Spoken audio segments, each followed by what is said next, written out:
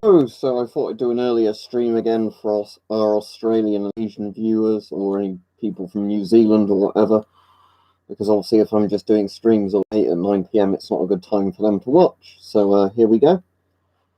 I've got the Russian ROU mask on.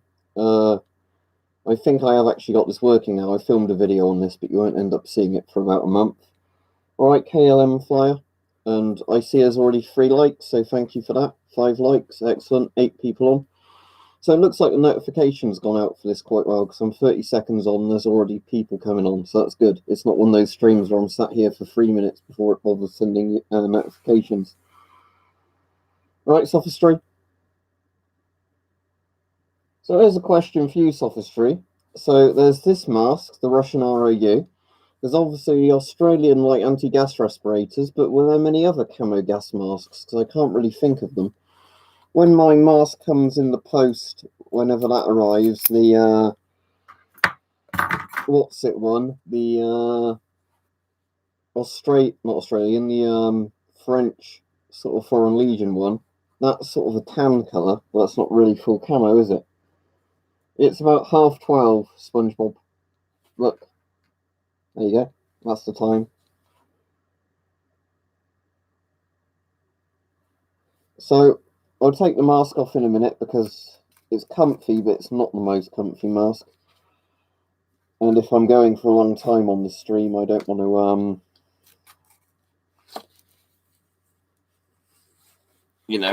wear my jaw out, although the rubber on this obviously isn't as tough because it's mostly fabric.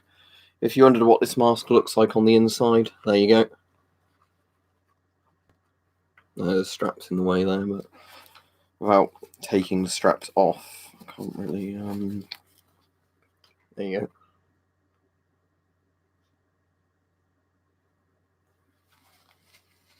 Yeah, it's an earlier one today, as I was saying, but the main reason for that is simply just because I wanted to do it. Now and again, I like doing streams for people in different time zones. And this afternoon, I just want to watch a load of movies, to be honest. So before Mike's on Twitch later or whatever, so that gives me time to do it. Whereas if I do my usual day of planning things, I end up not watching films, even though I want to watch them. All right, Richard? All right, cool. Yeah, that was quite a while ago. Did you see the 60k one or not, Soviet Union? Because I hit 60,000 subscribers Sunday. Let's have a look at the live subscriber count and see what I'm on at the moment. I'm currently on 60,079 subscribers. That's all right. I've gone up 79 subs since Sunday. So what's averaging like 20 to 30 a day at the moment, isn't it?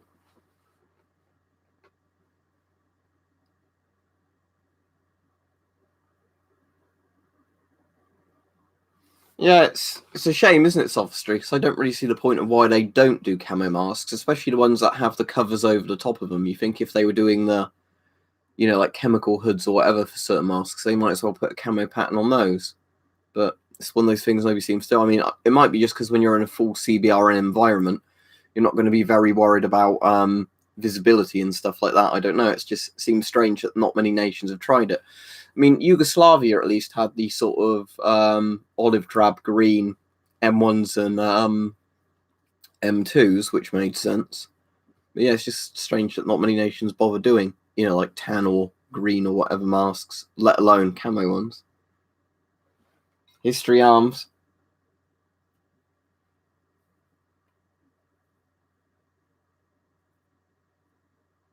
Oh, that's cool, Chris. Didn't know that, but yeah.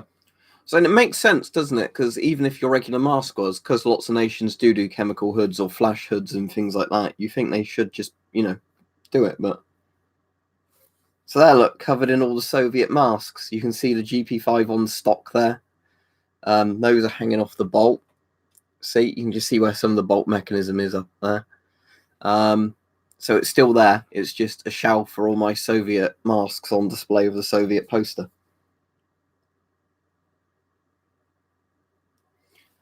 That's interesting. Like where they dyed the rubbers during the manufacturing process. I didn't think about that.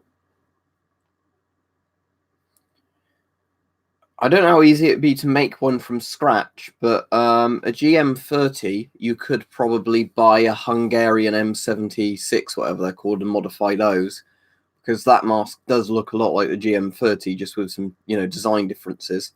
So imagine if you wanted the time and effort, you could take the shell of that mask, remove the valve assembly and the eyepieces, and put on more retro-looking ones. Yeah, I can't even legally sell it if I wanted to, because the problem is with UK deac gun laws now, right?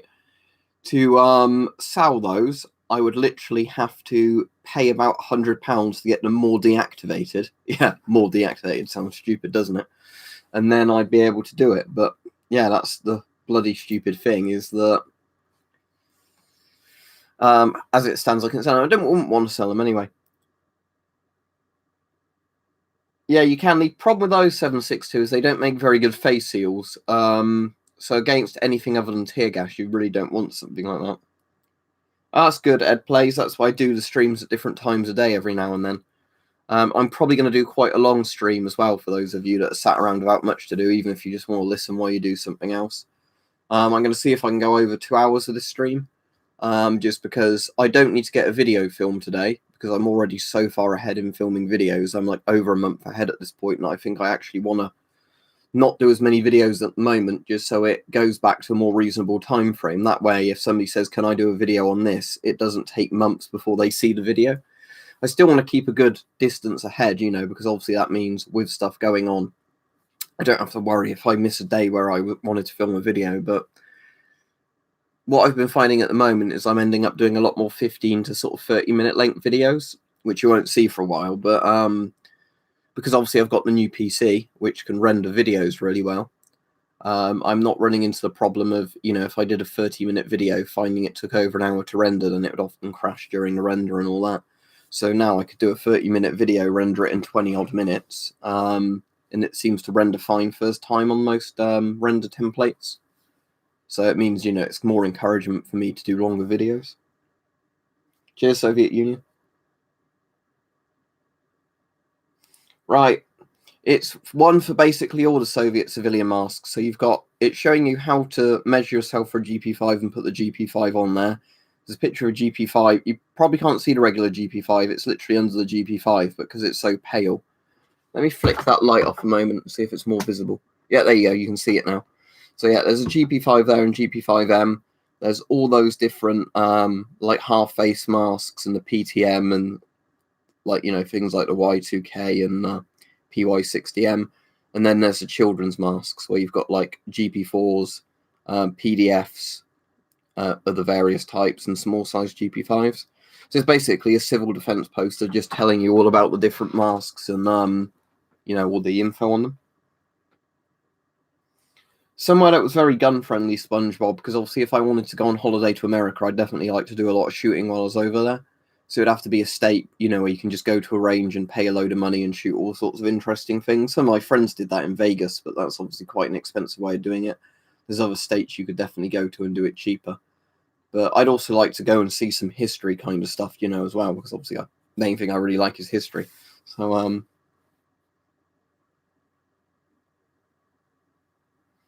yeah, you see, I have the problem, Chris, where I film so much in advance, so I've got a schedule of doing it, that it gets to the stage where I can only get too far in advance. Because it used to be like I'd try and just keep it with like 2 to 3 weeks in advance. Then it got to a month. Now it's getting over a month, where some weeks I haven't got much on. So I end up filming like 4 or 5 videos in a week. And then because I have 3 uploads a week, it ends up, pushing me further and further ahead. So it gets quite annoying in my regard. If somebody asks me to do a video, and I think it's a really good idea for a video, it ends up being really, really far in advance. Yeah, there's definitely stuff like that, isn't there, 7.62? Because there's all the like machine gun shoots that some of the gun channels in America do. The thing is, ADG, I've been doing this channel for 6 years now, so I don't think I'm going to get burnout, to be honest. I have no idea what you mean by that, bendings.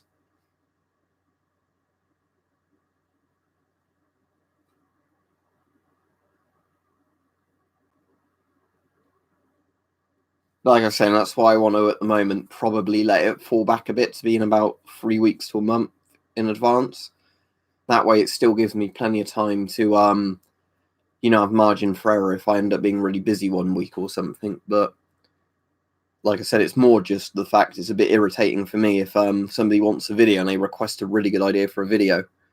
Even if I filmed it that day or the next day, people still wouldn't see it for like 6 weeks, and then they'd probably forget that it was asked to be done.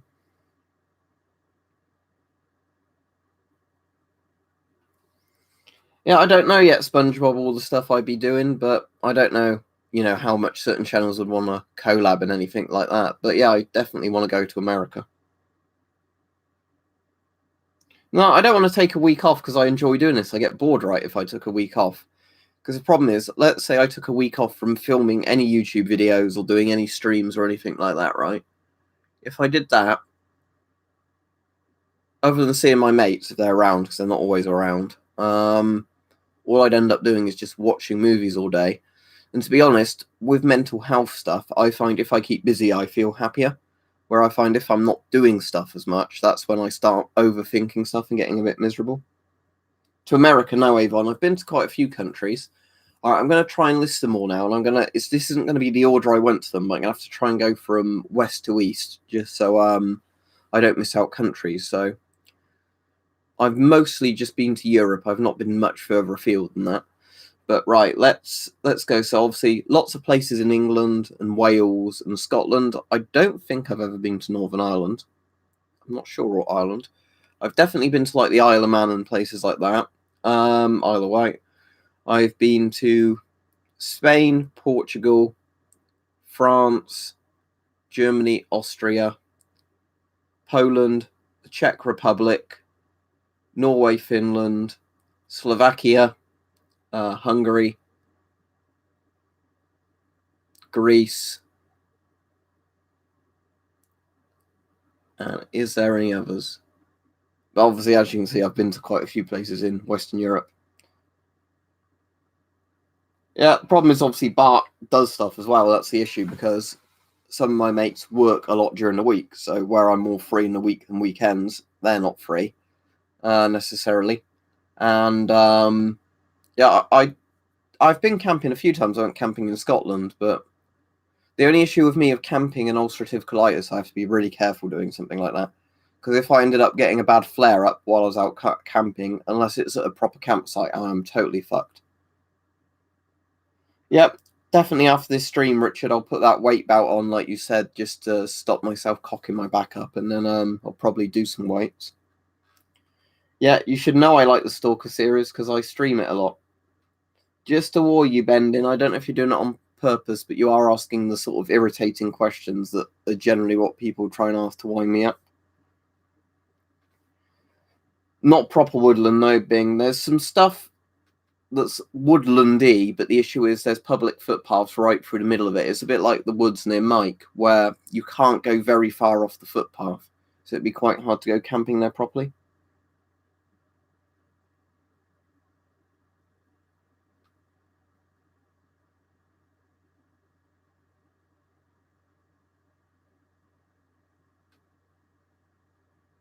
Yeah, no worry. I'm trying not to get as irritated with people, because obviously sometimes people don't watch all that many of my videos. So if they ask a question like that, it's totally innocent. The problem I have sometimes is obviously people, to try and become annoying on purpose, will say things like, "Do you have any gas masks?" While they're all in the background. "Do you know the rifle, the FN FAL?" It's stuff like that where I know you're not doing that, but there's sort of stuff where people start doing it to become annoying. Right, Slender. You're getting a warning for that, because what are they in the background? I've got Geiger counters. Unless you're giving it as an example. That's good. M40A2 and a Polish MP5. Right, I'm really glad you enjoy them and everything, Pierre, if that's how your name's pronounced. No, unfortunately, being my dad was totally against getting a dog. The reason I think that's the case is when I was a lot younger, my parents had a dog and it had to be put down because it became really ill, and I think they've never really gotten over it. So although quite a few people in the house did want a dog, My dad was like, no, we're not getting a dog, full stop. So unfortunately, no, I'm not getting a dog now. I still have my mate walk the dogs and everything, but yeah, it really pissed me off, to be honest, because obviously I'd be the one paying for it, taking it for walks, so that shouldn't factor into it, but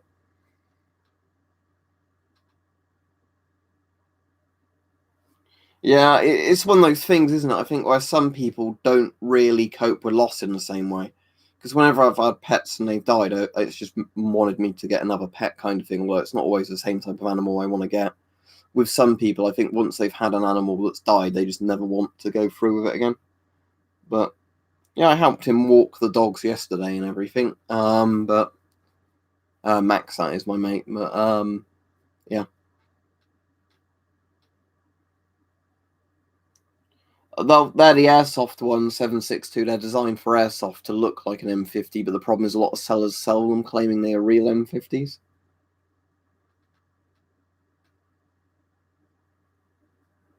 Yeah, I certainly wouldn't do it within weeks, but obviously, you know what I mean, is just if you'd had, a pet you really liked having, I wouldn't say because that pet's died, I'm never, ever, ever going to get a pet like that again, That's me personally, but, No, Avon.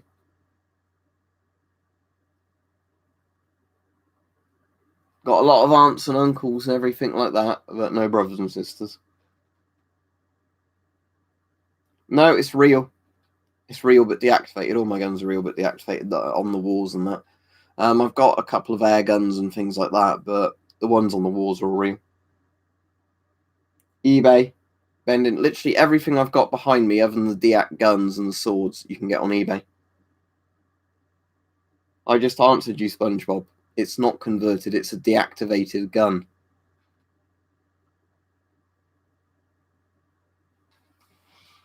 Right, Mike said he was coming on, so I don't know where he is, because he said he'd be on in a couple of minutes, because I PM'd him just before I started. I haven't seen him.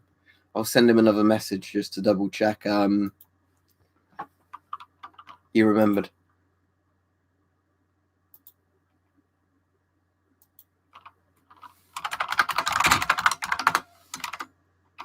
I hate with Twitch you can't actually control W to close it, because it always tries to put like weird symbols in the chat when you do that. Yeah. Probably having to cook some dinner.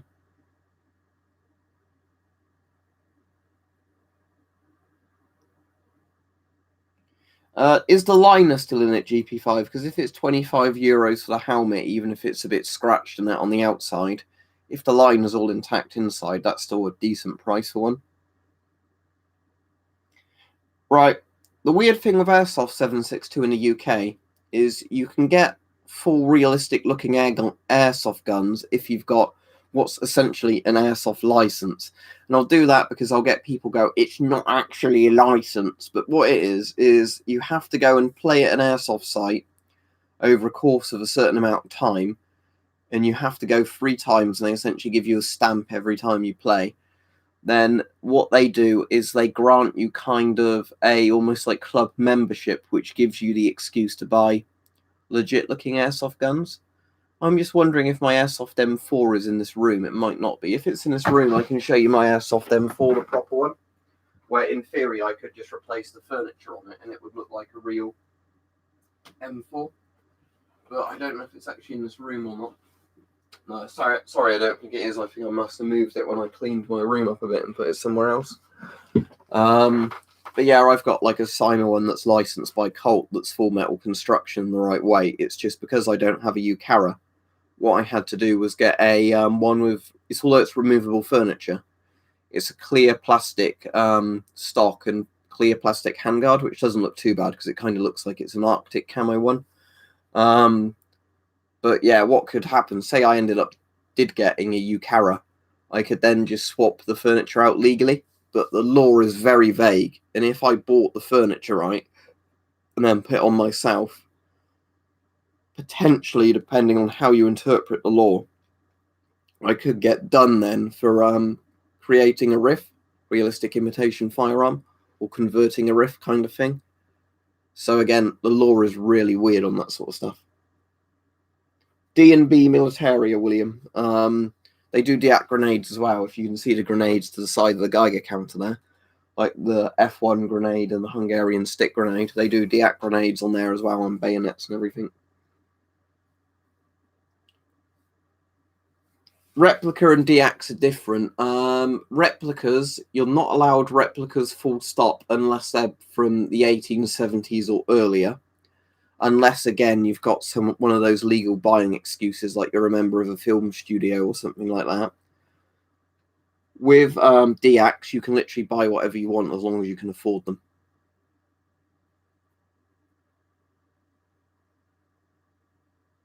Yeah, what being said, probably the version of the 4A1 they do in a smaller size for children, because I don't actually know, to be honest, of many children's masks, at least not modern ones. Obviously, I know of some of the historical ones, but I don't think many countries now still make children's gas masks.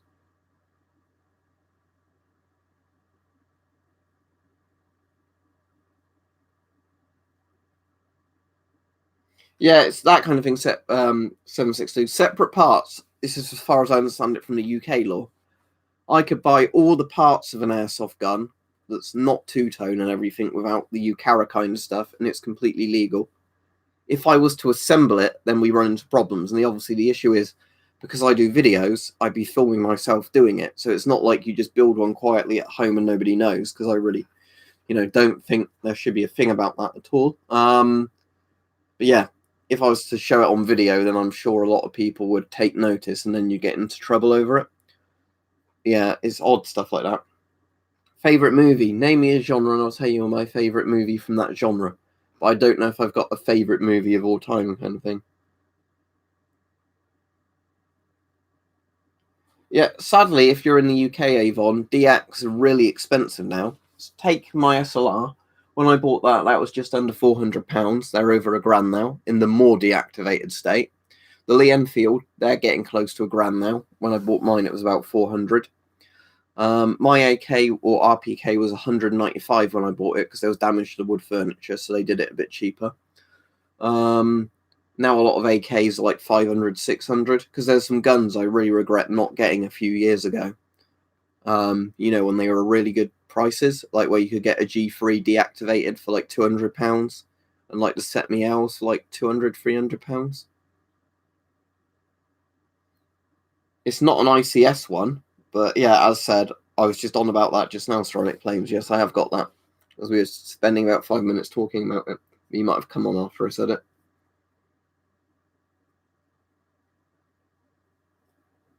I don't shoot iron BBs, but I've got 2 air rifles, although only one of them is really in a safe shooting condition. And I've got a Daisy Red Rider, which shoots steel BBs or copper BBs. And I've got my Umarex, which I'm going to show you because it's right in this room. Hang on.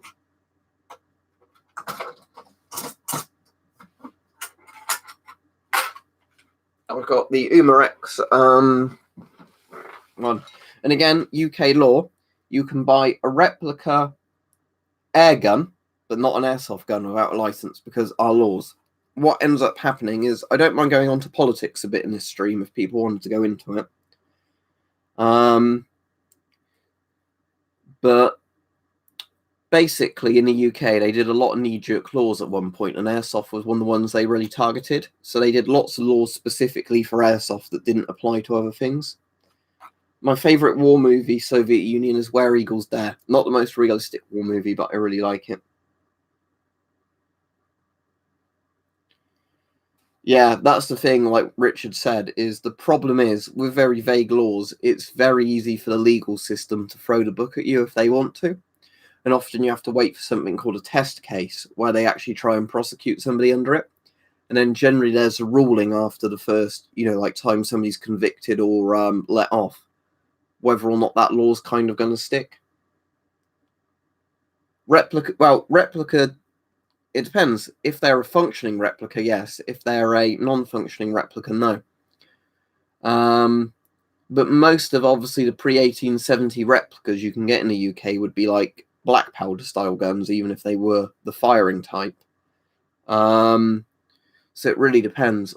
Like there is Italian companies that do replica old Colts that you can shoot, but the problem is in the UK, although you don't need a firearms license to own a black powder gun, lots of, again, sellers won't sell them to you unless you have a shotgun license or a firearms license, because they want to cover themselves, basically. Now, World War II era replicas, you'd have to have like a reenactment kind of thing for it, or an airsoft thing, or whatever else. Although, again, if I wanted to get a replica MP40 that's an air gun, not an airsoft gun, I could just go out and buy one.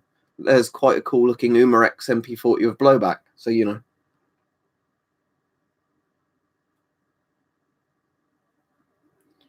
Yeah, like I was saying, history sold out. That's one of the weird things in the UK. If it's an air gun, not an airsoft gun, I can buy whatever I want. Yeah, that's cool. Yeah, the Umarex MP40, that's the one I've been looking at. But let me show you something, right? I'll get a website address up and I'll show it you. Right, hang on. Right, so don't forget to like the stream, everybody, if you haven't liked it already. And let me just sort this out, right, while I'm looking for the link. Right, so let's look up Umarex. We'll just do a search. I think there's a way on here of kind of getting up all of the replica guns. So I'm just going to do that to kind of give you an example. These not in alphabetical order. No, they're not. That's handy, isn't it, when a site has all brands and they're not in alphabetical order.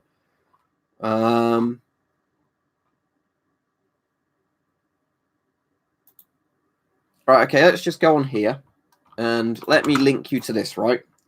So if you look at these and scroll down, you'll notice that lots of these, other than the way the mags work and that on them, are pretty much what would be considered real imitation firearms according to the government laws. But because they are air guns and not airsoft guns, they're exempt for some reason.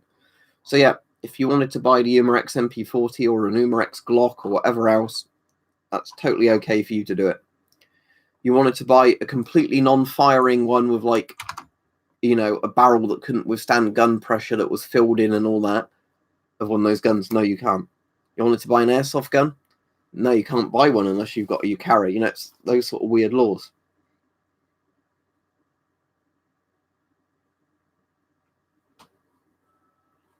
All right, Mike. You've missed about 27 minutes, but I don't think there's been any particular standout things. We've been talking about a lot of the weird laws on, like, airsoft versus air guns versus DX and all that.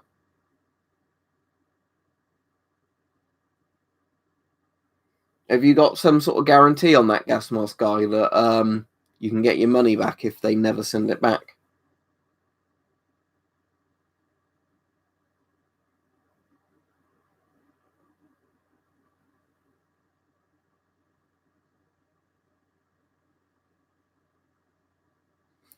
Yeah, exactly, Richard. That's a stupid thing, isn't it?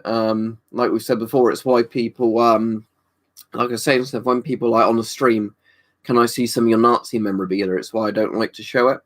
Because although I do have some stuff from the Third Reich, obviously it's not something I like to get out and show, not because I obviously believe in the ideology. I find Nazism pretty abhorrent, or National Socialism, whatever you want to call it. But the thing is, you know, I like them as historical artifacts, but the problem is how the UK is at the moment.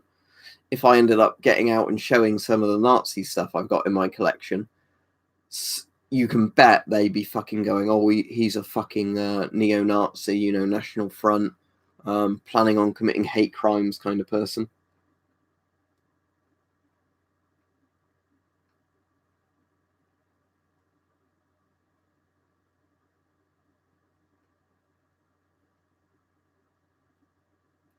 That's cool, Dr. Doc. I'm going to be probably streaming for maybe 2 hours today, because as I was saying to people earlier in the stream, I'm way ahead with YouTube videos, so I don't really need to film one today.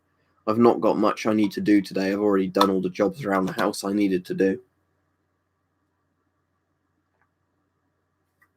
So, you know.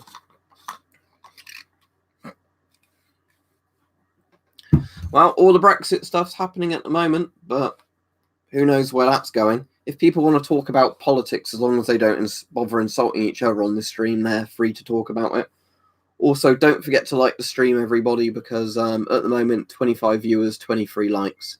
So the like to view ratio isn't positive, so I don't like that. Yeah, a lot of it, ceramic planes, as I was saying, is because of the stupid knee-jerk laws. Because it seems we used to have, if you go back 30 years or so, not quite as liberal as the US, but pretty similar firearms laws to some of the laws that they had in US states. Then what ended up happening is there'd be a mass shooting, and they'd say, right, the shooter used this type of gun, so we now need to ban like all semi-automatic rifles. Then we had another shooting where the shooter used pistols, and they said, right, now we need to blanket ban all pistols. And that's what the politicians kept doing. They'd wait till there was like something bad that happened in the news, and then they'd do that. And that's why the laws, like I was saying, with the air guns and the airsoft guns and everything, are all completely different and muddled, because the laws were never meant to make sense. The laws basically happened when they said, oh, so I can win points with voters, I'm going to say, if we ban this, there'll never be another shooting or whatever. Yeah, exactly. I don't think there's anything wrong with that. History sold out. My granddad has some World War II Nazi memorabilia, and he fought the Nazis. But, the way, like I was saying, it all is now is really stupid. And I don't think this should be the case, but I also don't like how people could collect, like, Soviet stuff, Maoist China stuff, all that. And the police wouldn't think anything of that if you had really far left communist memorabilia.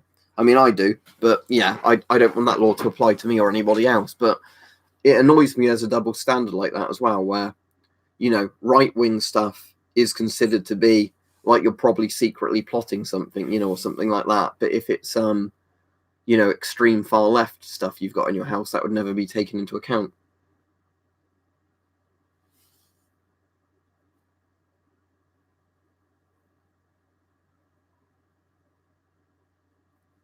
Yeah, and it also depend on the state, though, won't it, Gas Mask Guy? Because I bet there's some states in America and some communities you did that.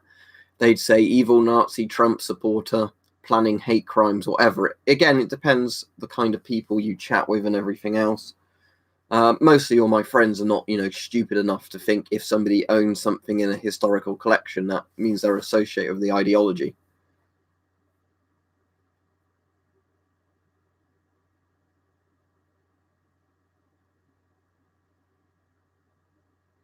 All right, explain to us then, Ludheim, what National Socialism is.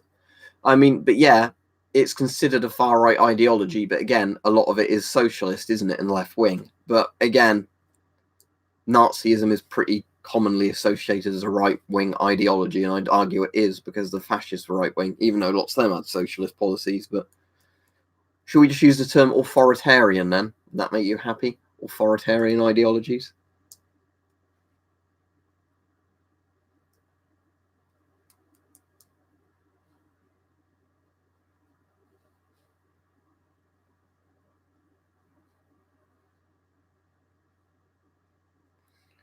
Wow, the fascists didn't like Marx, but the thing is, say you look at somebody like Mussolini, he was originally quite a hardcore sort of communist socialist, and then he sort of went against it.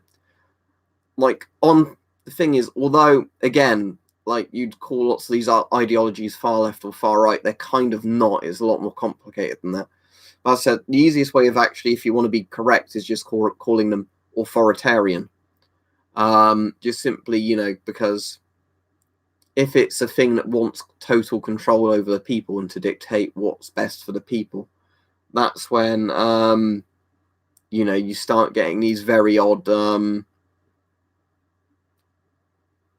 Yeah, I'm sure you know what I'm getting at, but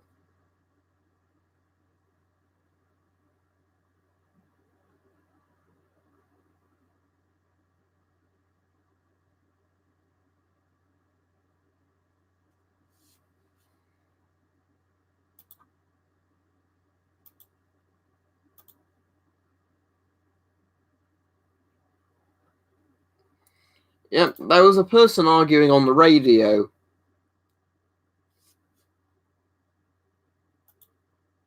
Right, goodbye, Ludheim. I'm sorry that you love Nazis, but you can fuck off because I don't appreciate Nazis on my stream. As I've said before, I am not going to have any association with actually people who believe in far left and far right ideology. So there you go. Yeah, history sold out. There was somebody on the radio yesterday going on about,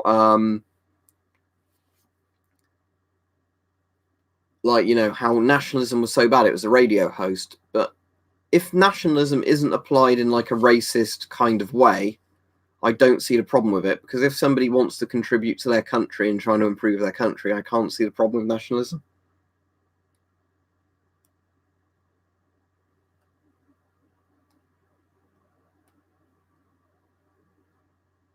Yeah, I never said you were racist, history, so that's the thing. I think nationalism can be quite a productive thing if it doesn't turn into the. Thank you very much, Laser. And yet, thank you for a reminder to like the stream. I asked people, I think, 10 minutes ago. But yeah, cheers. I appreciate that, as always. I said today I'd just do a stream for, people in sort of the more eastern time zones, just because a lot of them recently been 8 or 9 p.m. But,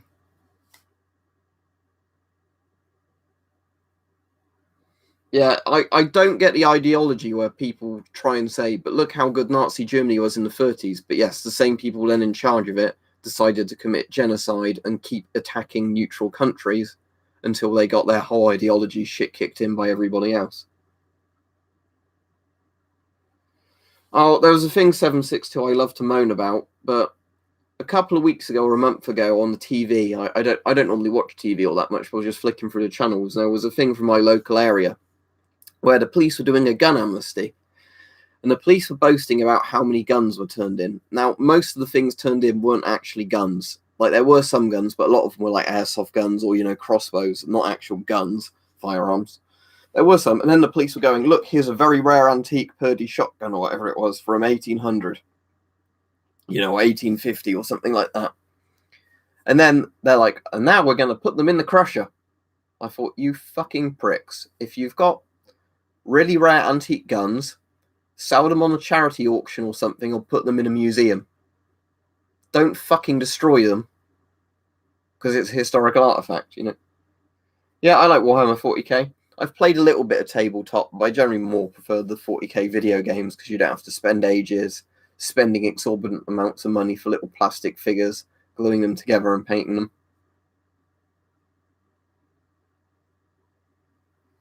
Yeah, on a lot of phones it can be quite hard to type, especially if you've got an autocorrect that keeps trying to put in really random words you never want to say. Well, the Russian ROU. Yeah, there you go.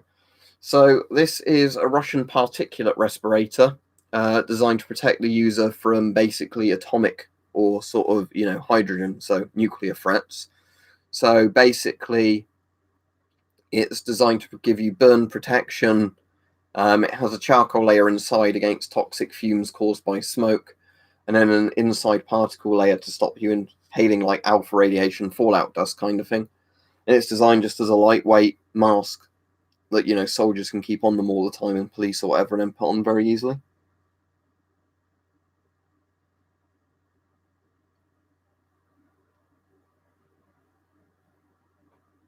Right, see you, Ralph Spy.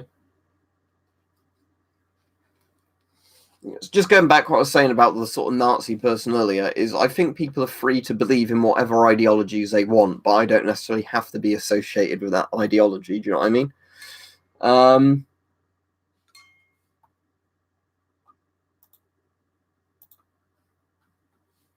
So the thing is, obviously, with stuff like that, is, as I said, as much as I agree with kind of libertarian freedom of speech laws for the most part, on my streams that isn't the case, because the thing is, I could very easily be associated with people that believe, and I find those beliefs disgusting. So, just if you had a radio show, quite often they'll let people say what they want, but if you then had somebody talking about how great Hitler was, I think the hosts are very right to hang up on them. But I do the same thing with people who actually vehemently defend communism as well. Because, when you get people who literally can't understand why anything Stalin or Mao did was wrong, I don't think there's any point arguing with those people either.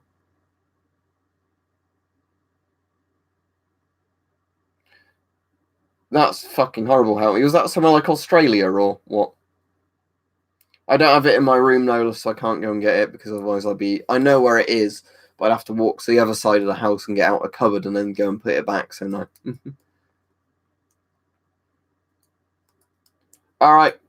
Have a good evening, Laser Point, and a good sleep and everything. Hope work's all right for you tomorrow. And thank you again for the donation. Always appreciate it.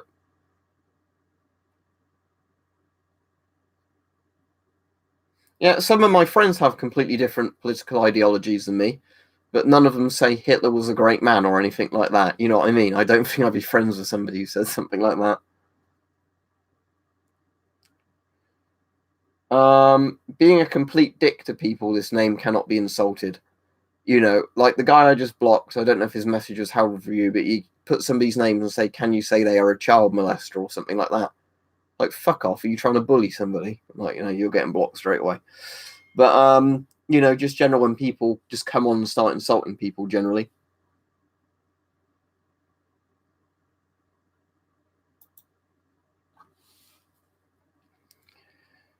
But yeah, that's the point. Is my friends can have political opinions than me, but as long as they don't shove their opinions down my throat, and nobody I'm friends with, I wouldn't be friends with people that did that, because I've had like relatives that have done stuff like that, and I really get annoyed by those people. Um, but you know, like you can be friends with people with different views because you can just agree to disagree, but none of them have extremist views, and I wouldn't be friends with people with extremist views. You know.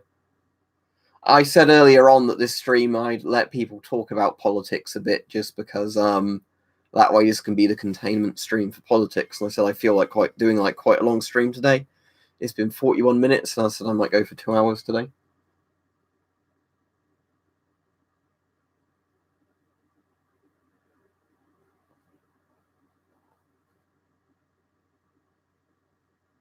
Yeah, I mean, Plains, it depends how you want to apply freedom of speech, though, because I don't want to be one of those people that says, you know, obviously, oh, I'm completely in support of freedom of speech, but not if you say this, because, yeah, obviously that's a very slippery slope to get on.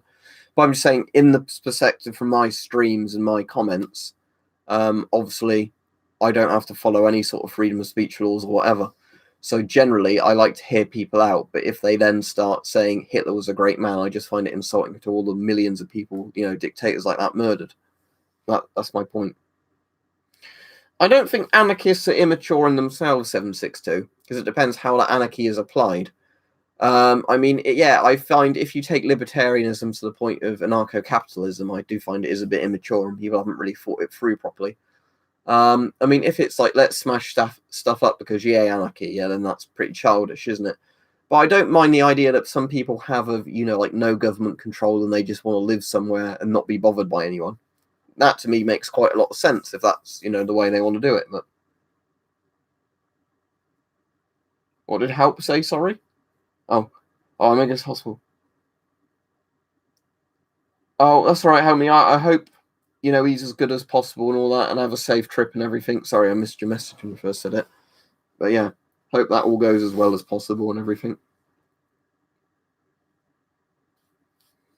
Yeah, I mean, the thing is with stuff like that, I don't think it should be illegal history sold out like it is in some countries to deny the Holocaust, because I think that's a very dangerous path where you say you're allowed to talk about all these things, but if you question one bit of history, you're going to prison. I think that's really dodgy. But personally, I believe it happened. I've been to Auschwitz, and one of my dad's uncles, he was in Oxbuck's regiment in World War II, and they were in the group that liberated Belsen concentration camp. And he said, there were starved people everywhere, and he never got over the stuff he saw there. So there's enough evidence that the Nazi regime murdered millions of people. Whether or not it's exactly 6 million or whatever else and all that sort of stuff, yeah, that's debatable. And I don't think people should go to prison for not necessarily believing all of it. But I think it's pretty disgusting of the people that just say, no, it didn't happen, full stop. The Nazis never hurt anybody. This is getting very dark, this stream, all of a sudden, isn't it? In Greece, can you find the Greek military Cobra masks? They're pretty similar to the Israeli M15s, and they're meant to be very good. I've never seen one for sale in the UK, or I've bought one. But if you can obviously get one in Greece, apparently they're very good masks. Yeah, exactly, Bing. That's one of the things that I find it, and just graves in general. I think destroying stuff like that's just fucked up, isn't it? There's a lot of stuff I think is just completely fucked up, and that's one of the things. Stealing charity money, there's a whole group of completely degenerate kind of things people can do, and I think that's right in there. Destroying war memorials and stuff like that.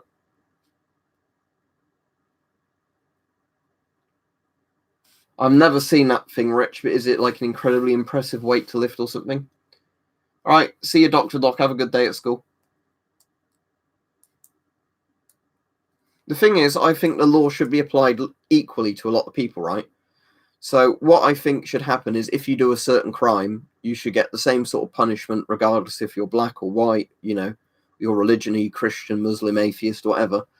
In general, I think that's how the law should be applied. And I think if the law is applied by that, you'd get a lot less people kind of liking the ideology of what some of the more racist people end up saying. I've done one on the Spaziani, yes, Buzzfish. That's the only Italian mask I've got. But I think what ends up happening in some countries is if you have it where the law decides to be more lenient because the police and the courts don't want to be seen as racist or whatever against certain groups, then you end up getting this dodgy scenario where people look at that and then think the state is inherently racist against white people or whatever. And then they start to, gradually shift more towards extremist ideologies. Yeah, it sounds fucking disgusting. They should have the shit kicked out of them and go to prison. My favourite gas mask from World War II. Right, it's the Finnish M39 that's not in this room. I like my British Mark IV respirator. It's not my favourite, but it's probably my favourite British World War II mask. Let me get this down and show you. This is probably my favourite British World War II mask, but this is in the room, so I can get out easily. But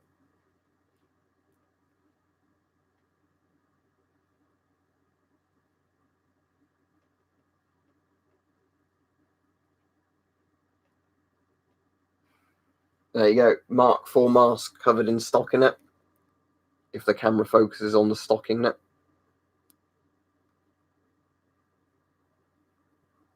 So as you can see, the rubber inside's preserved pretty well, unlike a lot of masks, because the stockinette keeps it. If you're wondering why there's tape on the filter there, it's because it's got asbestos in the filter. Blue asbestos as well.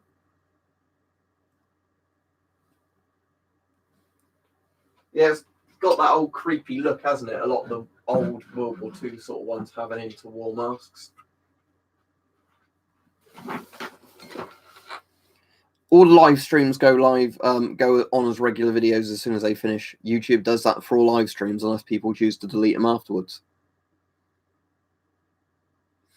Yeah, exactly, Richard. That's the thing, is the law should be applied equally to everybody. You shouldn't have laws that say, if one person attacks another person, it's automatically a hate crime rather than a random assault or whatever.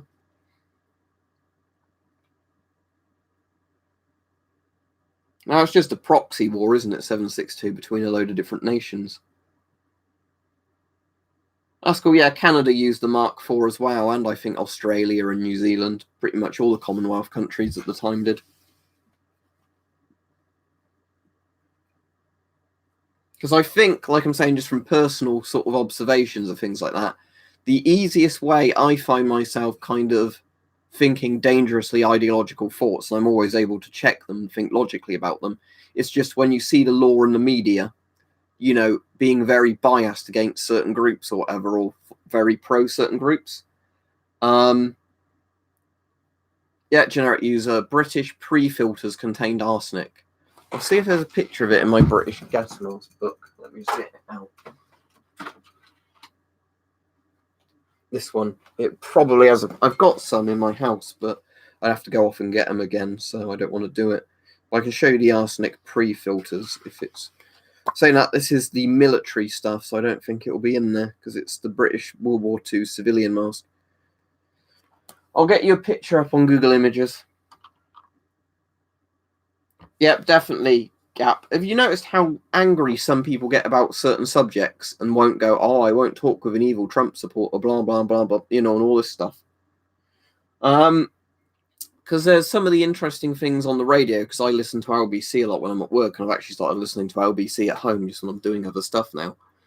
And Najid, whatever his name is, or Majid, I'm not going to be able to pronounce his name, but he's like the ex sort of radical Muslim guy who now does a lot of stuff towards de-radicalization and trying to point out why there's a lot of bad stuff in the Quran and stuff like that, because, he's quite a decent human being at the end of the day. And he was saying a big problem we have in Britain now is with the whole Brexit thing, people who are really pro Remain say, you know, those stupid Leave idiots ruining everything. And then the people who are really pro Leave say that, you know, those traitors who want to stay in no matter what. And you say, isn't that really dangerous, sort of divisionism to get into, when you won't ever listen to any of the arguments other people make, and you always say they're traitors or they're idiots or whatever like that.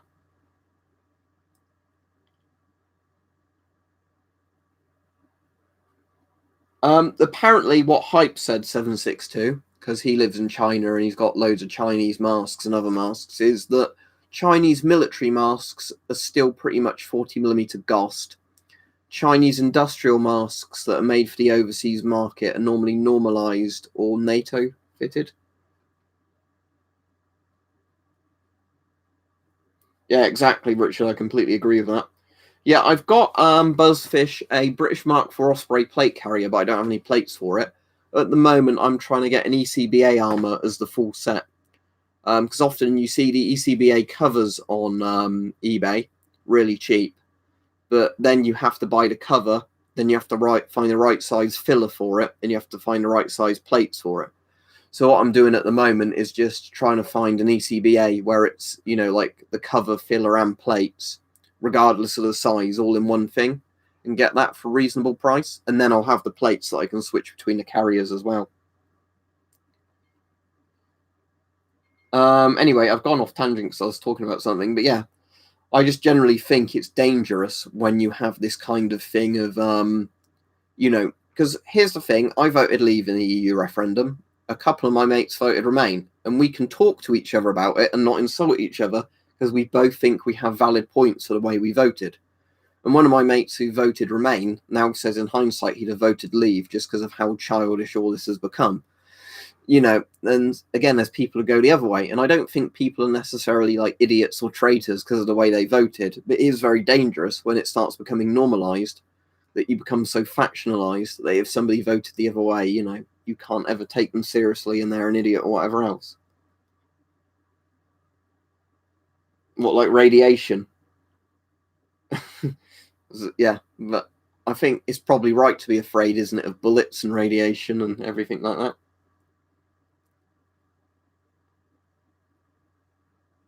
But yeah, the ECBA armor is apparently quite interesting because as much as they had lots of other plate carriers that were meant to replace it, apparently lots of soldiers have told me that come on the chat, because there's lots of old vets from different countries, not necessarily even old, that come on. They were saying they like the ECBA more, the ones who have been in the British Army, because you could get in and out of vehicles easily and it was a lot more lighter and comfortable.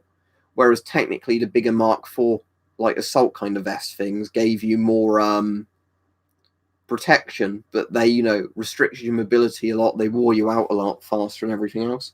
No, I don't have any Korean mask, sadly, planes. I know the one you mean, but I don't have it, sadly.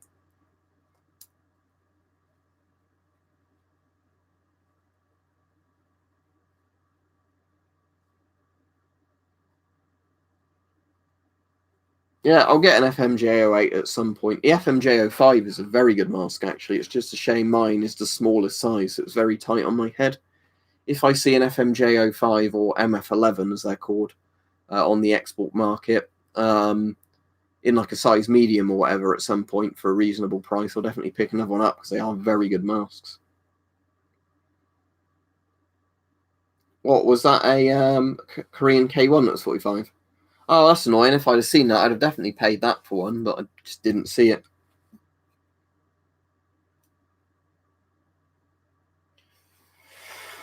I don't know. The good thing about AKs is they've got the very big sort of trigger guard, which you can fit mittens into.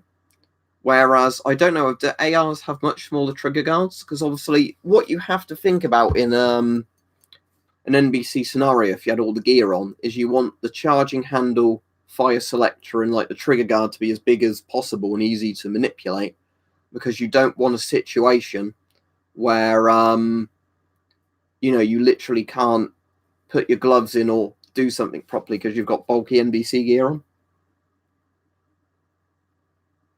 Yeah, they did a lot of fucked up stuff like that after World War II, Gap Zap, doing all the weird stuff with you know. Ah, that's good, Ben. I didn't know that. But yeah, the charging handle and selectors are small on the AR, aren't they? The nice thing with British SLRs compared to a lot of the other FALs is because how they deactivated it, the part wasn't in there properly for this, but I've kind of restored it, but it's not quite right.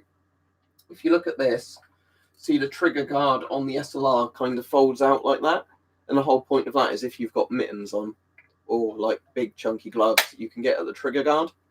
If I had the proper original screw for that, it comes out to about there, but I don't have the original screw. But yeah, the SLRs did have a very good trigger guard system. It was like one of the improvements made over the normal FALs. But yeah, saying that, the SLR has a very big fire selector. You know, the big trigger guard, the big charging handle. So I imagine the SLR is quite easy to use with full NBC gear on.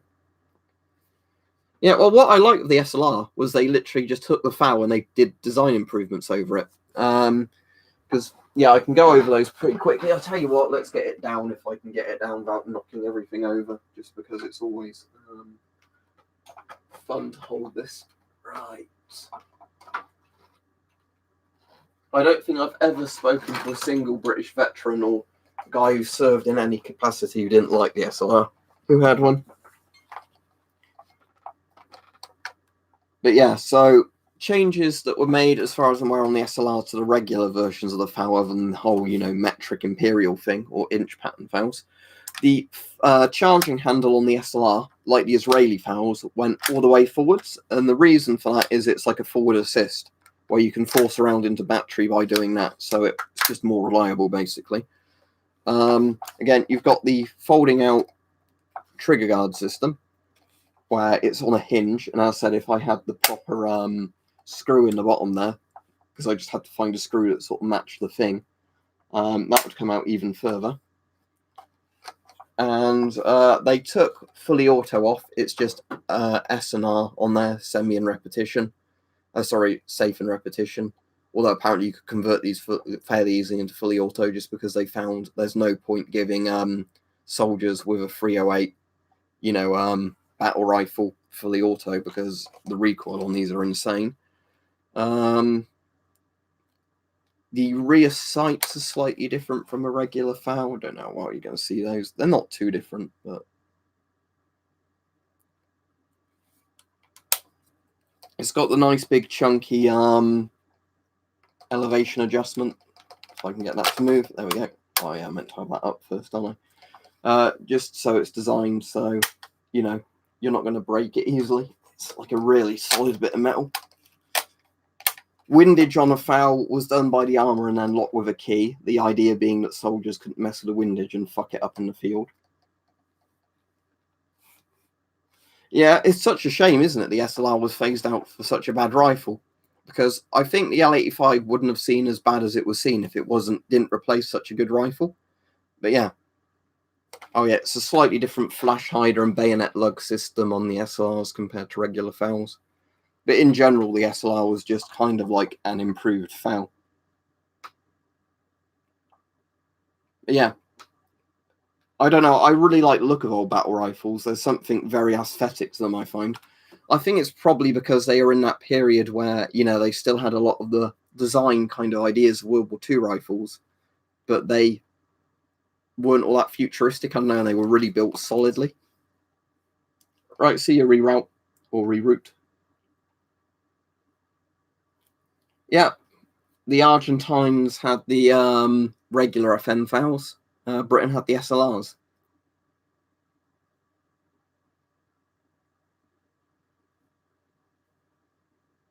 What did he think of it, Planes, if he got to try it? Did he like it or not like it? There's a funny quote in one of the Guns books I have where it was talking about the dismal reception of the SA-80. And there's a brilliant quote where a soldier said something like, the best feature of the rifle is its scope. You know, because the SUSAT scope was actually quite good. Other than that, not many people... I mean, L85, A2s and A3s are meant to be all right, but that's because HK basically fixed them.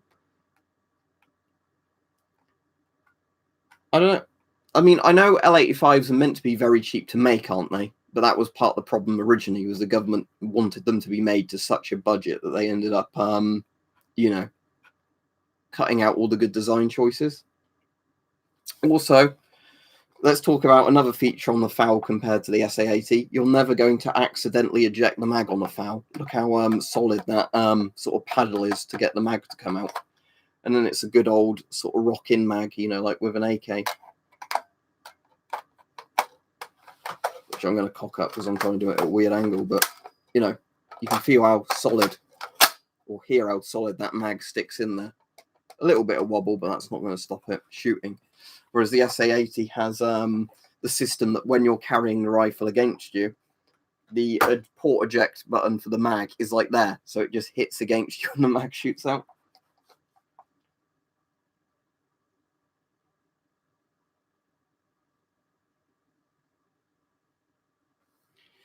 I don't know. Like I was saying, the thing is, Mike, it was one of those things because a lot of my family had been in the army at different points in the services. It was one of those things when I was younger, I was sort of interested in going into, but then I became asthmatic. I was diagnosed with autism, and now I've got ulcerative colitis. I'm definitely medically unfit to serve on like 3 different things now.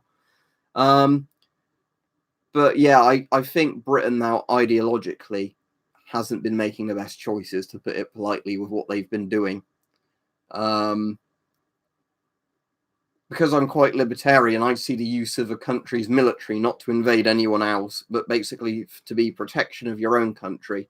And then in extreme scenarios, you know, you might have to do stuff overseas if it's in protection of your own country.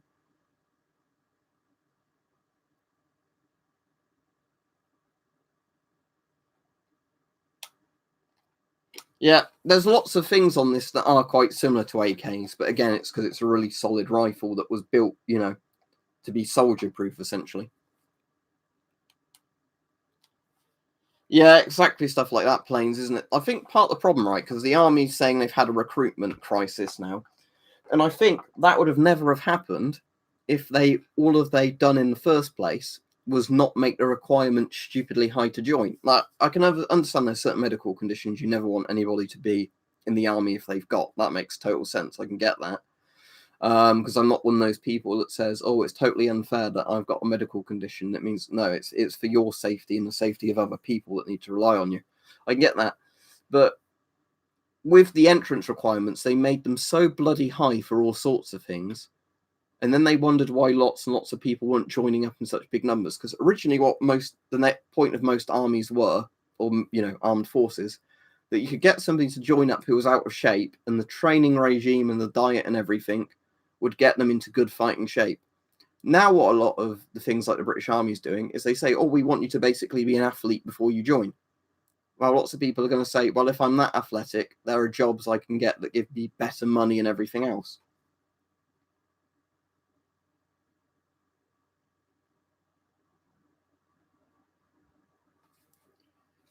But yeah, there's lots of stuff like that where when I look at what Britain's done recently, like I agree with what they're doing, like in the Strait of Hormuz, you know, like the Royal Navy escorting British ships for their protection because of like what Iran's been playing out with all the tit for tat between America and Iran, where that's escalating.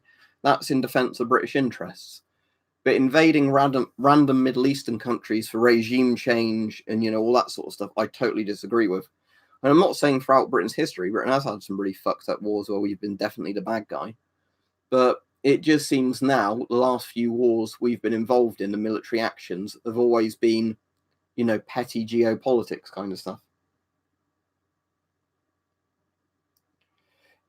National service might fix a few things, Ben, but the problem is with national service. One of my mates is French, and one of the reasons they emigrated to the UK was because if he did national service, it would have fucked up his schooling career. Because the problem can be, unless you have like very specific rules of how national service is done, quite often it means that people who have got a bright future ahead of them, who are really smart, they want to go to uni and take on a very technical subject or something, they miss out on that because they get put in the army for a bit before they come out and then have to go through all that career sort of stuff.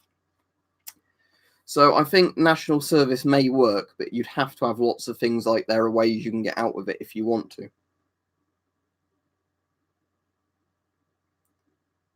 Yeah, and don't forget that bloke Tony Blair had killed, allegedly, I'll have to say allegedly. That bloke who was saying there weren't WMDs and then he was found where he commits suicide in a field with his like arms cut open. Can't remember his name now, but that's quite a famous scandal.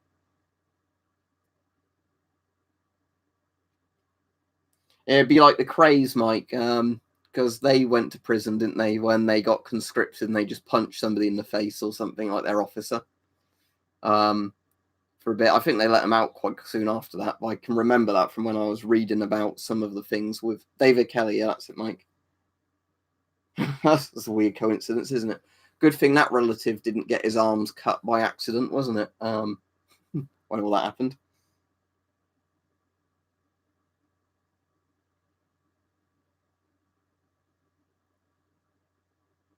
The thing is, the whole Tony Blair thing sickens me, right? Because they made Tony Blair, didn't they, the UN Middle East peace envoy, a man who's killed like more Iraqis than anybody else. You know, obviously in collab with George Bush and everything. But you know, that sounds like a fucking joke, doesn't it? Who's killed loads and loads of Iraqis and everything?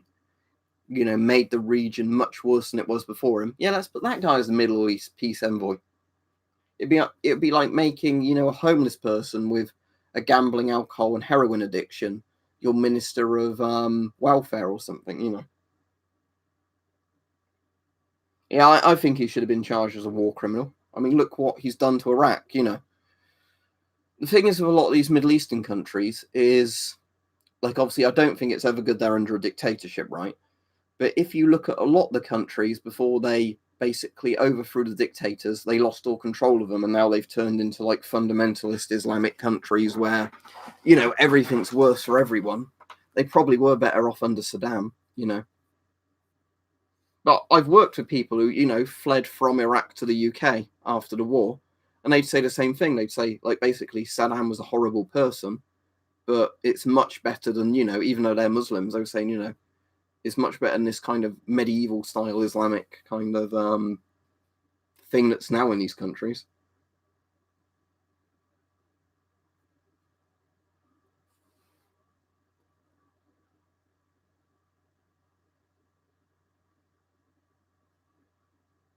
Yeah, exactly, Ben. It's insane, isn't it? All this sort of stuff where it's got so, you know, weird like that. I don't know. I don't know the best way to explain it, but I know what you mean. Like, and this is probably why so many kids grow up with mental health problems now.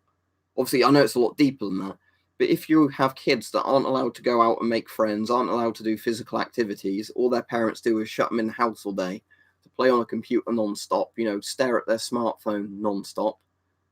No wonder a lot of them grow up with all these sort of inferiority complexes and everything else. Yeah, exactly, Richard. Making Jimmy Savile one of those head of child protection couldn't say it better. Yeah.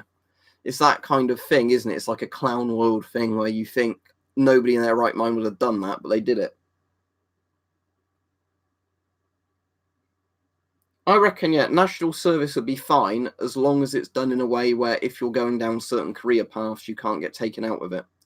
And I think Finland's got quite a good system, haven't they? Because I think in Finland, you can do national service, but you can kind of do like a military aid kind of one, where rather than being in the army as like a fighter, if you object to that, you can go in as somebody who delivers like aid, you know, to people in countries if there's been a famine, you know, where you like hand out food, but you do it obviously through all the military logistics kind of stuff. But you know, that makes a lot of sense to me because it means if you were really somebody who disagreed with a lot of the concepts of, you know, like the army and fighting and all that, you know, you are still doing kind of humanitarian work just through the military kind of system. I think that works a lot better.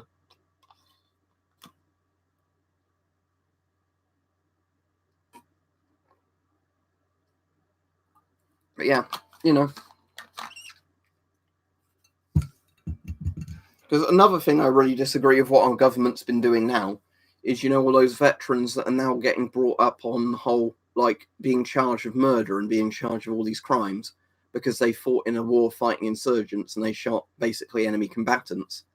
Because they're dragging all this up again, aren't they, over Northern Ireland and soldiers in Iraq and Afghanistan? That, oh, that person shooting at you, you shouldn't have shot them back because they were technically a civilian and all this. Because why? Because that's a big thing for me. I'd never understand why anybody would join up in the army if they think, like 20 years later down the line, they might get life in prison for basically doing their job.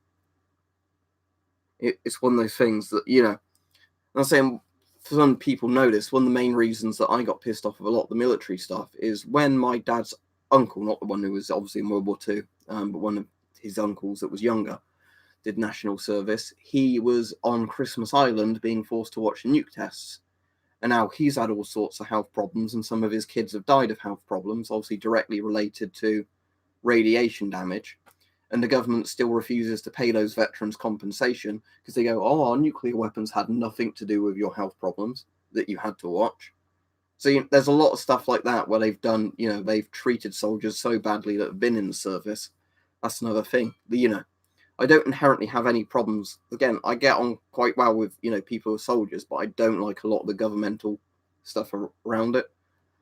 Because you can also read up on the things they did at Porton Down, where they'd say to soldiers, we're doing a cure for the common cold. Will you volunteer to try this thing? And then they test chemical and biological weapons on them and kill them. And there's one, I think the family won compensation finally like a year or two ago after it happened in the 60s. But they got this private or something in the RAF. They said, would you sign up for a thing where we're going to test a cure for the common cold? They put nerve agent on his skin and then injected him with an antidote. The antidote didn't work and he died. He died basically shitting himself, spasming out on the floor because it was nerve agent. And then they said, oh no, he died because of gross negligence on his part or something. It was his fault.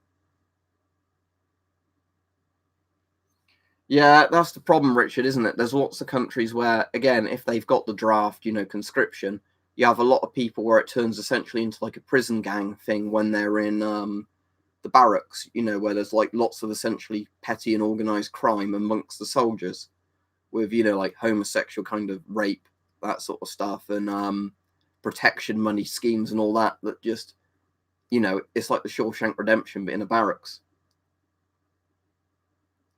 No, my VM37 unfortunately isn't in the room. I can show you my VM40 because that is in this room.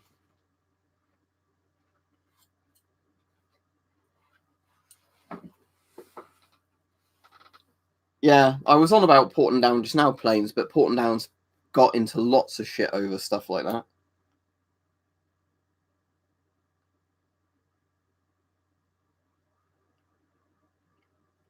Yeah, there's a VM40. I don't mind showing this so much because it's not an overtly Nazi thing. There is a swastika on it somewhere. But...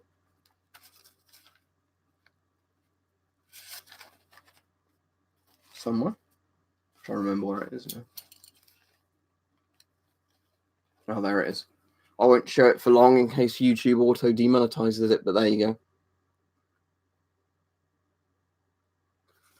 Yeah, VM44 last ditch mask.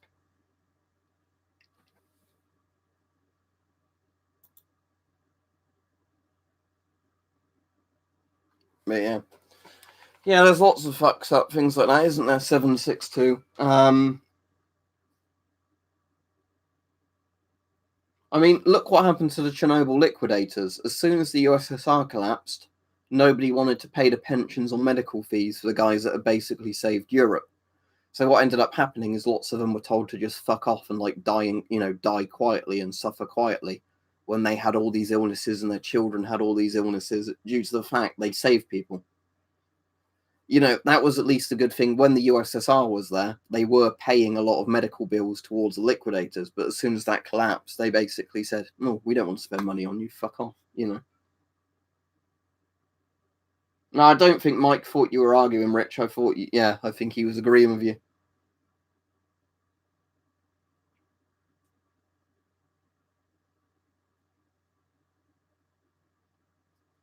You're on school Wi-Fi watching.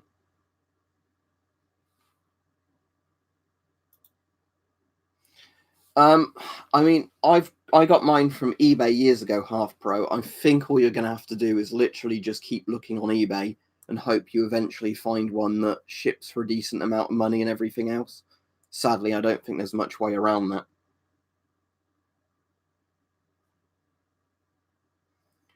MK Ultra's a really fucked up thing, and saying I'll get you up a huge list, planes. Hang on.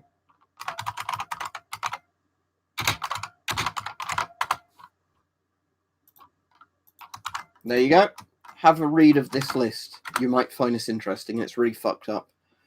It's obviously not just the US has done this, but this is a massive list. Unethical human experimentation in the United States, which includes human radiation experiments, chemical experiments, psychological and torture experiments, and MK Ultra comes under that.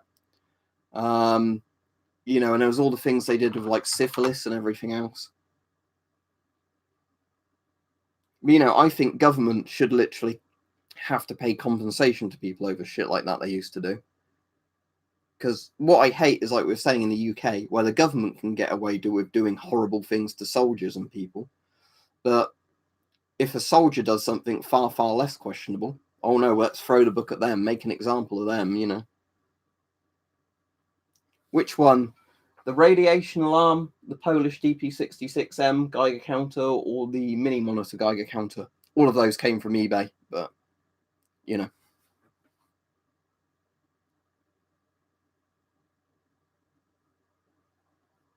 I mean, was the smallpox weaponization actually Britain or America? Because I've seen it associated to both countries, where it was like the blankets they infected with smallpox gave to Native Americans to wipe out. I mean, it made a lot of sense from a, tactical or like situational sort of thing, but it's obviously a fucked up thing to do, biowarfare. I've heard that Britain did it at one point as well, though.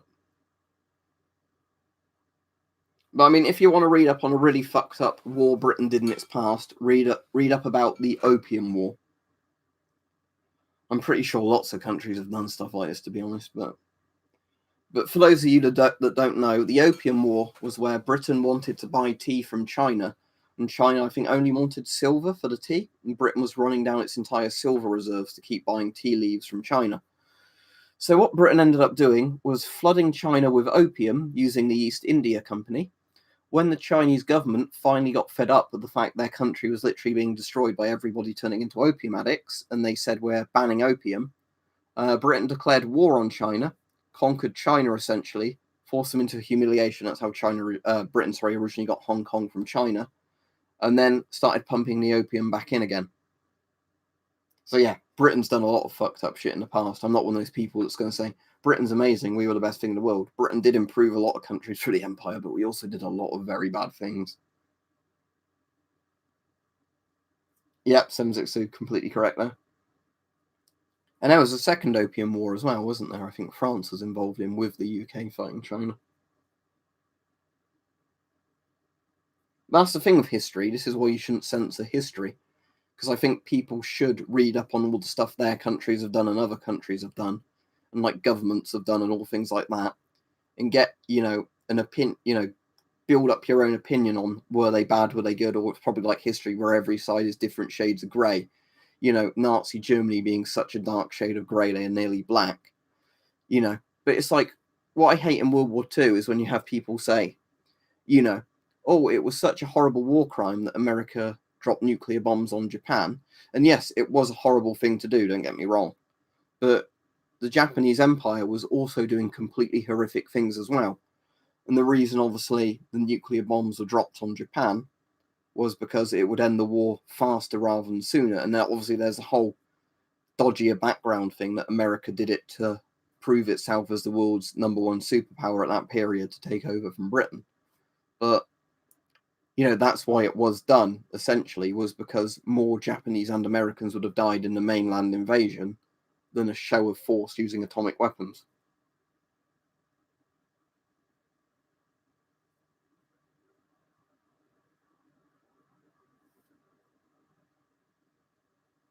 Oh, it's that to do with Mexico 762. I don't know if you mentioned what the ethnicity is, but I know obviously there's a lot of stuff with the sort of Spanish-Mexican War, isn't there? And then the Mexican War of the US and all that sort of stuff as well.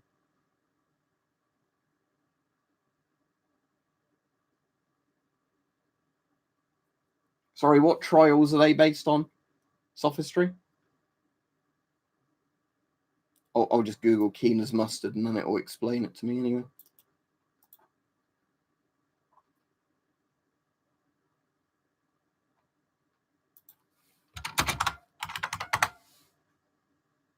Oh, Britain's horrific chemical warfare experiments in Australia. Oh, I might read that, actually. That'd interest me. I've seen things where they've got guys with what, like a single gas mask on, walking through clouds of mustard gas to see what it does to their skin. All right, Philippines, right? Yeah, yeah. Unit 731. Yeah, the fucked up thing of that planes is all the scientists that basically did, the Dr. Mengele style shit over there, vivisecting people, gassing them, putting them in pressure chambers and all that. They got away with it because the US basically said, if you come work for us and give us your research, you're getting away with it, rather than being hung or shot for crimes against civilians, the most horrific crimes imaginable. And that is really fucked up, isn't it? Imagine if I was a serial killer and I, raped and murdered people or whatever else, but then the government said, rather than giving you life in prison or hanging you, if you give us some information about the stuff you did, then you can get a job working for the government. I think you might have mentioned Brook Island to me before, Sophistry. Oh, yeah, you did, because, it's from that ALAG video.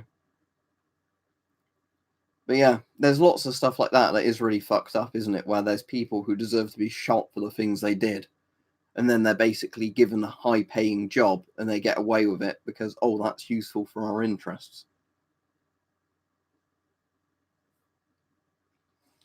Well, it's like if you look at the Cold War, both the Soviet Union and obviously Britain did as well, like every country did, but both the Soviet Union and America did horrible things. But there's some people who want to look at history and say, only my enemy did the horrible things. My country was, so justifiably right and morally correct. It's like, no, they both did horrible things.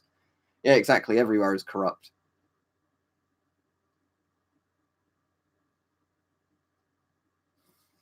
Yeah, well, there was stuff, wasn't there?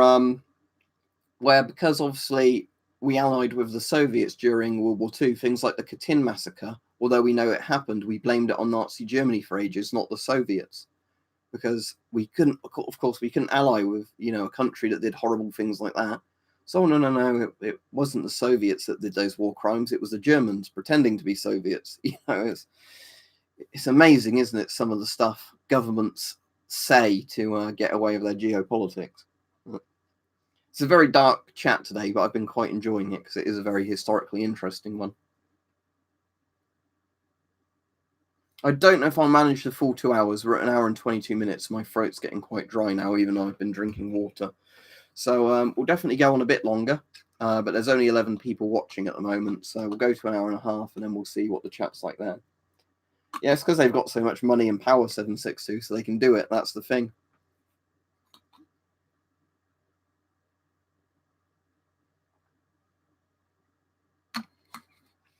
It's one of the things that really annoys me is when you get somebody making very blasé statements about a historical war or something, and they seem to think one side was completely good and one side was completely bad because they never seem to understand history is written by the victors and all that, Where you see that of the American the American Civil War a lot, where the Union and Confederates both did really bad things, and a lot of people can't seem to separate that the Army of Northern Virginia was not necessarily representative of the ideas of the Confederate government.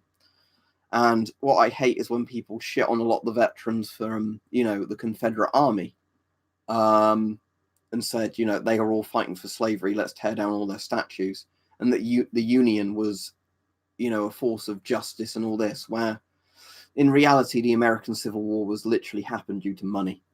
That's why it happened, because the North did not want the South seceding because it would take away a lot from their economy. It wasn't as simple as them saying, we don't agree with you having slaves, so therefore we are fighting you in a war.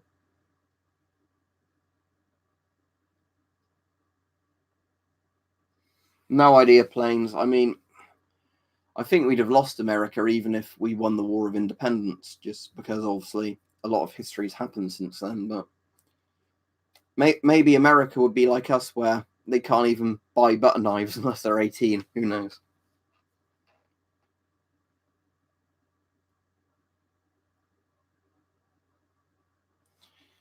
I'm not sure if Augusto Pinochet was all that ANCAP, but the thing is with Pinochet, he's one of those dictators that wasn't all that bad in hindsight. I mean, obviously he did horrible, horrible things, But if you compare him to Hitler, Stalin, Mao, lots of the others, he's not really a genocidal maniac, is he? But lots of people say he's the most evil man who ever lived. What, did he kill something like 3,000 to 5,000 people? And I know more people were disappeared and probably tortured and never seen again.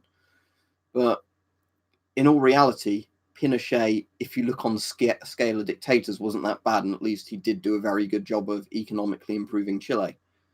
So yeah, I don't want to sound like I'm standing up for Pinochet or anything, but it's kind of interesting, isn't it, when you look at all this stuff of people saying this dictator was the worst ever. When if you actually know much about dictators throughout history, and like the one lots of people don't mention is Leopold II of Belgium. He probably did the most fucked up shit in Africa throughout history. What he did in the Congo. But lots of people don't know about Leopold Land now and all the stuff he did. So talk about all the horrible stuff the British Empire did, or the French Empire did. I'm pretty sure the Belgian Empire did far, far, far worse than Britain did. Happy birthday for 3 days times then, Gisani, if that's how your name's pronounced.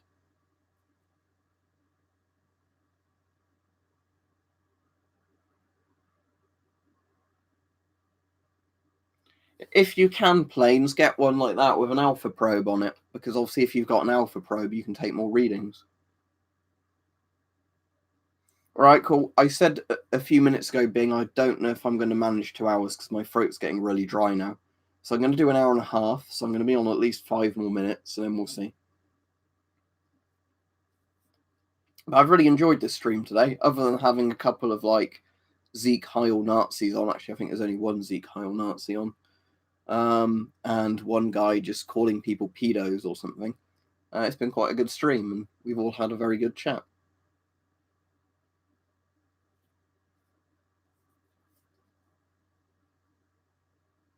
The thing is, this is like the thing with politics. I enjoy talking about politics and history, but today's been very good where people are agreeing or agreeing to disagree on stuff in the chat, rather than it being one of those chats where, it's just you're an idiot if you don't like what I like in politics, which is a very bad way of looking at things. Right, see you, Ben. Yeah, exactly. It's like the whole thing I was on about earlier, where it's a lot more productive, isn't it, when you get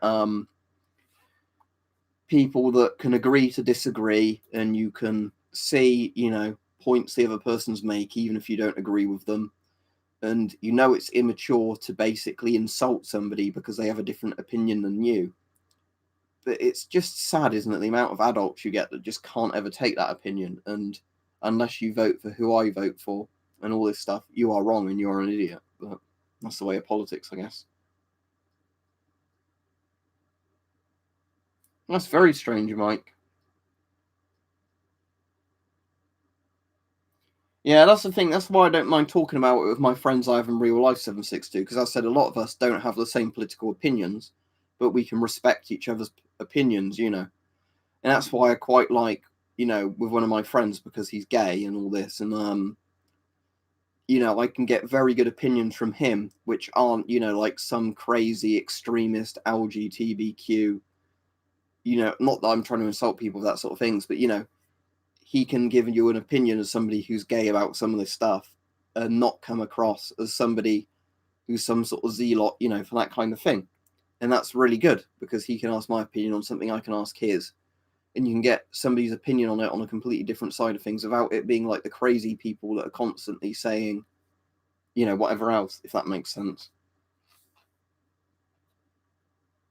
Because I like it when you can hear somebody's opinion and you can see why they've got that opinion, and you can have a conversation as adults. It's good. But yeah, some people are just so close-minded, aren't they?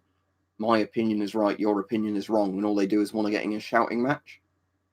And I've had relatives like that. I had an uncle, he's dead now.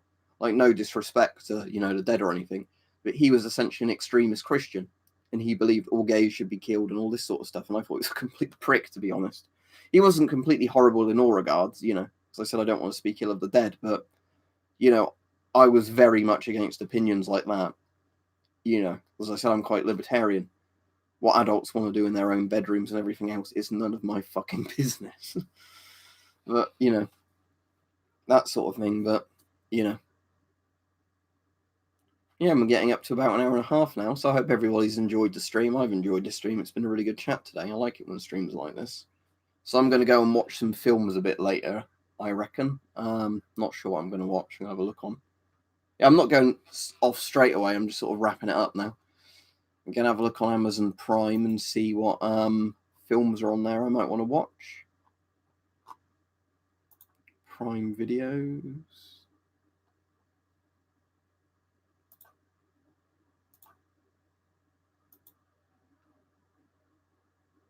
I've never really played Dungeons and Dragons, to be honest. Some of my friends have played it a bit. I've never really done it.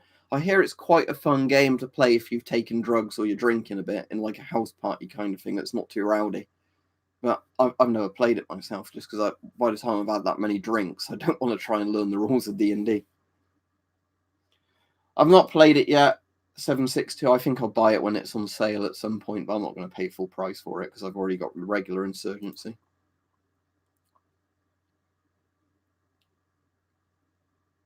What horror films have they got on there? Any new ones on there?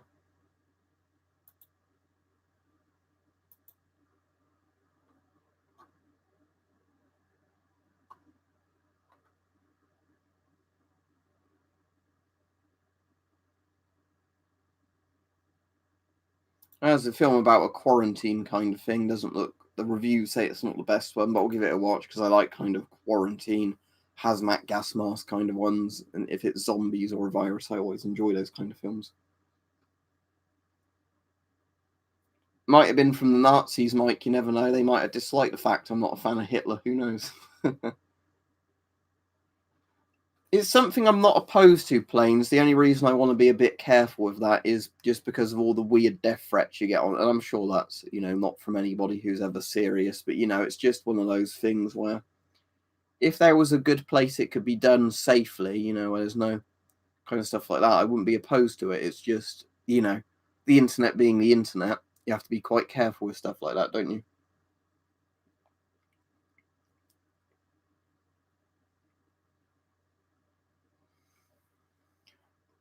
Yeah, Richard, the issue I have is where I get people say things like, I had a guy say to me on one video, I'm totally wrong, because if America banned guns, there would be no more shootings because the UK has banned guns and nobody has ever shot anymore in the UK and there is no gun crime. I thought, what are you smoking? They constantly go on about stabbings and shooting in London and other cities with essentially guns and knives, which are illegal for people to carry around. It doesn't stop them, does it? Well, I'd have to know which combatants are in World War Three because it depends who it's between. I mean, I suppose if it's World War Three, it's pretty much everybody, isn't it? But yeah, obviously Britain's gun crime amount is lower than America's, but just simply banning pistols, whatever, does not stop there being a black market for them and them existing. It's amazing how many people just simply think, and this is one of the things when you're on about legalizing drugs in a conversation on LBC, when you have people just phoning in going, even though they've been going on about prohibition for most of the conversation before they open the phone lines, and how it just made gangsters incredibly rich because they could provide a product people wanted and it gave them a monopoly on it. It was amazing the amount of people phoning in and going, no, because if you make something illegal, it can't exist. And then they were saying, yeah, heroin and all this stuff is illegal, yet it still is a massive blight on society. So if it was legal and clean, there wouldn't be that issue. I'm definitely going to watch a load of archival footage sophistry when I want to get round to it. Can you just post a link on Discord? Again.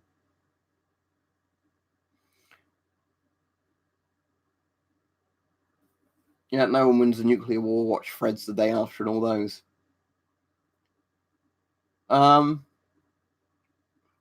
There was something I was going to bring up, and I can't remember what it was. Oh, yeah, this is the thing I'll bring up to close the stream, because, as you know, I'm chronically ill, and my current opioid medication is codeine. This is just something I found very interesting. Apparently, in France, you can buy codeine phosphate, not as like cocodamol, where it's mixed with paracetamol, like in the UK, but actually codeine phosphate, like what I get on prescription, over the counter. So it's at the pharmacist's discretion whether they sell it. And apparently, it's a thing lots of pharmacists do in France that helps cut down on heroin addiction, because heroin addicts know they can go into a pharmacy, buy codeine phosphate cheaper for the price of heroin. It's totally clean, and it helps a lot of people get off of heroin, or at least cut down their use of heroin. And I just found that really interesting, that it was just one of those things where, because there's less laws restricting it, if done sensibly, you can get people off a much nasty, harder substance that are related to organised crime and start getting their lives back together because they have a clean alternative.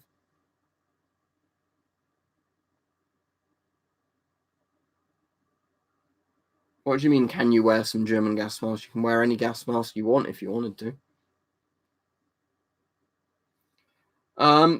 There's an interesting video planes related to that.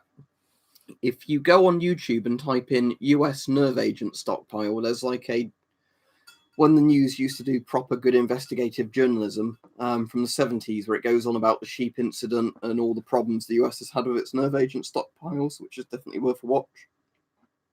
I've also seen the ones where I don't like cruelty to animals and stuff like that because I volunteer at an animal shelter on Thursdays. But there's an interesting video, a bit like the nuclear tests, where they let off either a sarin shell or something like that.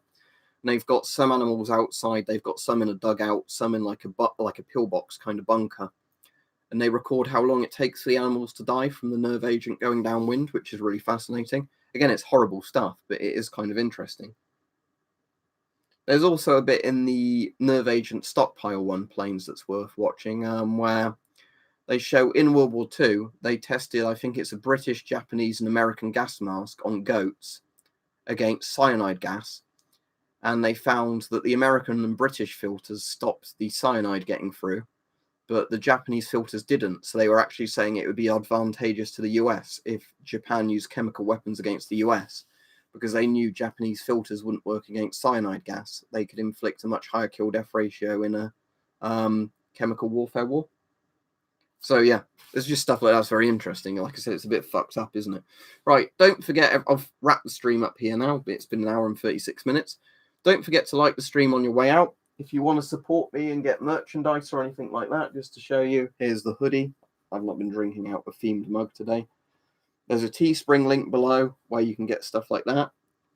If you'd like to donate to support the channel directly, you can do it via Super Chats, or you can support me on Patreon below. A big thank you to all the people that do that, because obviously it helps fund gas masks and helmets and lots of stuff on the videos. It just means I can buy more of it, because obviously I have to spend some of my money on rent and other things like that. So the more money I'm getting in, the more I can actually get stuff for videos. Cheers. Thanks, Vince. Yeah, thanks, everybody. So yeah, see you all. Obviously, I won't do a second stream today because this has been a long stream. If Mike's on Twitch tonight, I'll definitely be on Twitch later. I'll do a stream tomorrow, but I don't know what time yet. And yeah, thanks, everybody. It's been a really good, enjoyable stream. I don't think I've got angry at any point in it, other than getting a bit annoyed that there was the guy who was a massive fan of Hitler. And as I said, I find Hitler detestable, so you're not welcome on my streams, if you have that opinion. But see everybody, it's been a good stream. And where's the end stream button? There it is.